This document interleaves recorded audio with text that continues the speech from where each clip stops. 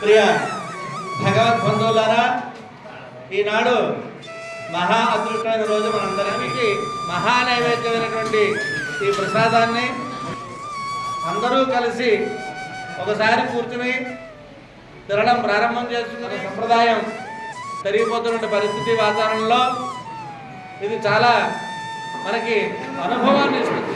భగవంతుడి తాలూకా ప్రసాదం ఇది అనేటువంటి ఒక అర్థాన్ని చూపించగలిగేటువంటి స్థితిగతులనే నదీ ఆరాధన అని చెప్పి అంటారు. అందరం కలిసి గోవిందనామస్మరణంతో ప్రారంభం చేసుకుని మళ్ళీ గోవిందనామస్మరణంతో మనం ఈ నదీ ఆరాధన కార్యక్రమాన్ని ముగించుకుందాం. మహావిష్ణు